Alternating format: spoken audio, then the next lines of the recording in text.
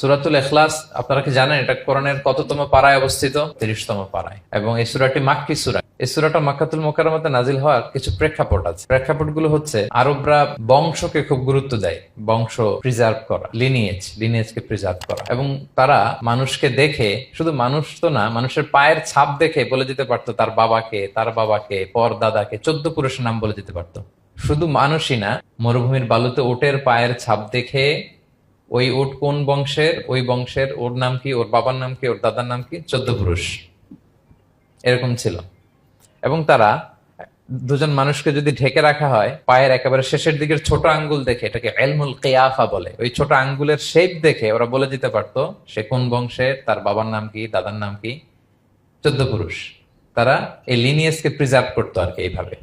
এবং এই বংশ পরিক্রমা মুখস্থ করা, জানা, জিজ্ঞেস করা, এটাকে গুরুত্ব দিত। তো তারা আল্লাহকেও আমাদের মতো এরকম একজন সত্তা ভেবে আল্লাহ হাবিব সাল্লাল্লাহু আলাইহি ওয়াসাল্লামকে জিজ্ঞেস করতেছে যে ইদান খালাকাল্লাহু কুল্লা শাই ফামান খালাকাল্লাহ। মুহাম্মদ, তুমি তো বলো যে আল্লাহ নাকি সব সৃষ্টি করেছে, তো আল্লাহকে কে সৃষ্টি করেছে? অথবা বলো যে আল্লাহর বাবাকে, আল্লাহর দাদাকে, আল্লাহর পরদাদাকে, আল্লাহর বংশটা বলো। তো তখন তাদের এই প্রশ্নের জবাবে আল্লাহ তাআলা সূরাতুল ইখলাস নাজিল করেন যে কুল হু আল্লাহু আহাদ।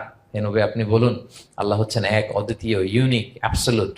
আল্লাহুস সামাদ, তিনি হচ্ছেন সামাদ, তিনি কারোর প্রতি নির্ভরশীল নন, অমুখাপেক্ষী। লাম ইয়ালিদ ওয়া লাম ইউলাদ, তিনি কাউকে জন্ম দেনও নাই, আবার তিনি কারো কাছ থেকে জন্ম নেনও নাই। ওয়া লাম ইয়াকুল লাহু কুফুয়ান আহাদ, তার সমকক্ষ, তার মতো, তার সিমিলার মহাবিশ্বে দ্বিতীয় কেউ নাই। সুবহানাল্লাহ। এটা হচ্ছে শানে নুজুল, কোন প্রেক্ষাপটে নাজিল হয়েছে, এটা হচ্ছে একটা বর্ণনা। আরেক বর্ণনা এসছে, মক্কার মুশরিকরা জিজ্ঞেস করতে আরম্ভ করলো, ইয়া মুহাম্মদ, আমরা জানি মানুষ মাটির তৈরি, ফেরেশতারা নূরের তৈরি, মানে আলোর তৈরি, এরপর জিনেরা আগুনের তৈরি, আল্লাহ কিসের তৈরি? আল্লাহ তাআলার বাইয়িন লানা জিনসা রাব্বিক, তোমার আল্লাহর জিন্স বর্ণনা করো, কোত্থেকে আসছে, কি দিয়ে, কোন জিন্স থেকে, মানে কোন জিনিস থেকে তৈরি? তখন আল্লাহ তাআলা এই সূরাটা নাজিল করলেন, কুল হু আল্লাহু আহাদ আল্লাহুস সামাদ লাম ইয়ালিদ ওয়া লাম ইউলাদ ওয়া লাম ইয়াকুল লাহু কুফুয়ান আহাদ। এইভাবে অনেকগুলো বর্ণনা পাওয়া যায় যে এরকম এরকম প্রেক্ষাপটে যখন রাসূল সাল্লাল্লাহু আলাইহি ওয়াসাল্লামকে তারা এই সমস্ত প্রশ্ন জিজ্ঞেস করে, তখন তাদের প্রশ্নের জবাব স্বরূপ আল্লাহ তাআলা 4 আয়াত বিশিষ্ট এই সূরাটি নাজিল করেন। Be a part of our vision.